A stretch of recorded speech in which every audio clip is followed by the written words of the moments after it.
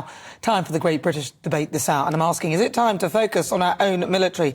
Now, yesterday the media reacted frantically to the mutinous Russian mercenary fighters marching towards Moscow, presenting Vladimir Putin and with the most serious challenge on his power in the last sort of 23 years. And at the same time, thousands across the UK turned out to pay their respects, marking Armed Forces Day. But as cuts to our defence budget continue, I wonder whether the nation should be focusing on issues closer to home. Because earlier this week, Military Chief Sir Tim Radford warned Britain's shrinking armed forces of weakening its influence on NATO after the British Army announced a reduction of 3,000 serving troops. And it's easy to forget that one of the reasons we can stay safe in this country is because we have armed forces who are prepared to stand and defend when the need arises. So for the Great British Debate This Hour, I'm asking, is it time to focus on our own military? Right, so joining me now is former editor of The Labourist, Peter Edwards, international border expert Henry Bolton, Ben Habib, former Brexit MEP, and political commentator Danny Armstrong. Right, I'm going to start with you, Henry Bolton. I think we've got to pay more attention to our defence. What happened yesterday is symptomatic of demonstrated, if you like, that Russia can turn on a sixpence politically.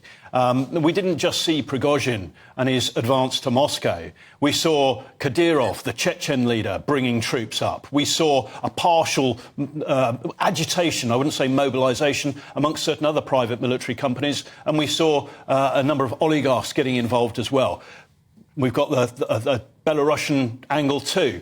What I'm saying is that there's a very, very good Russian phrase from a 1950s, I think, film, which is Vostok Dela Tonka, which is the East is, if you like, doesn't translate totally, but a delicate thing. It's something that you have to treat very carefully because it is both volatile and unpredictable. And Russia is a very dangerous place. Now, just to put it into okay, that's great. But Henry, what about our own military, though? Because we're in this now.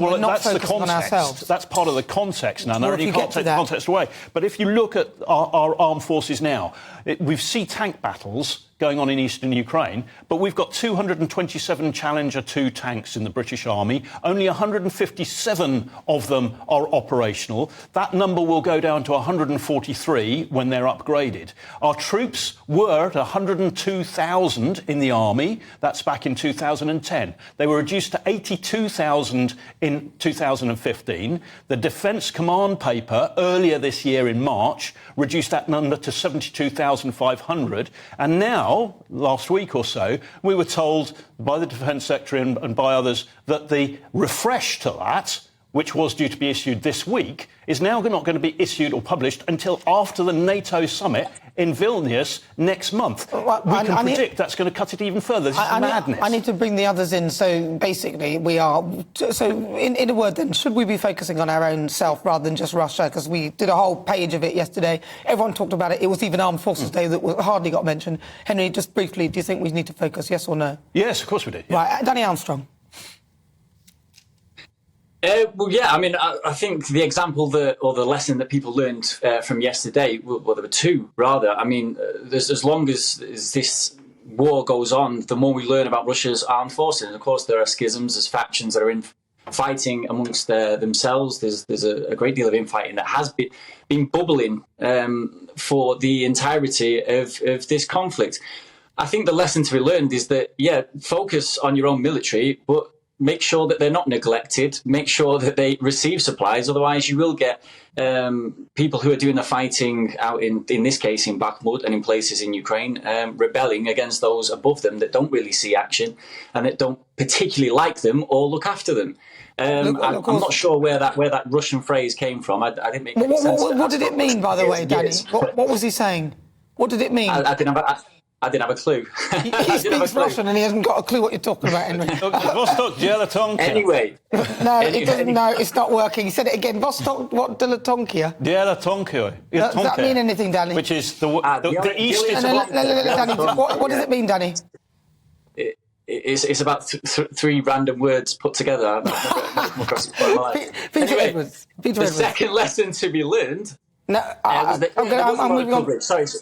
So I just wanted to get to the second point, is that there was a lot of coverage, but what it showed was that the West got behind Yevgeny Prigozhin, who they saw as the embodiment of evil before, as a volatile, evil leader of mercenaries, and they welcomed him as a hero, as somebody to oust Putin, which, of course, was never the intention of Yevgeny Prigozhin. It was to simply bring in some changes to the defence ministry. But it just shows that, people do put a lot of attention on Russia, and it is the wrong attention, because, I mean, these are people that were portrayed as the very embodiment of evil just before yesterday, and then welcomed as heroes. But also, it does show that the reason why Prigozhin was actually angry was because his troops weren't getting these things that they need. So if that's the case, then, of course, with our troops, if we're not getting the things that they need, they may well decide they don't want to be part of the army. Peter Edwards. Well, in Britain, across all parties and parts of society, we've got to show great praise and gratitude for our brave armed forces, and that's something this channel does very regularly. David Cameron, the coalition, cut the number of soldiers. We have less equipment now than we used to. I don't think that was the right thing to do, even at a time of public spending cuts. But we've got to be clear that Britain's strength comes it comes from the numbers, but it comes from other things as well, like being a nuclear power, upholding the rule of law, and being part of NATO. Yeah, but do we need to invest more in our own people? Because we're focusing on this whole thing the other day, and as Danny pointed out, suddenly Prigozhin was this potential person who could take down Putin. Ben Habib. I completely agree that we've got to invest more in our military. We've been hollowing them out, taking advantage of the so-called peace dividend, actually since the late 80s.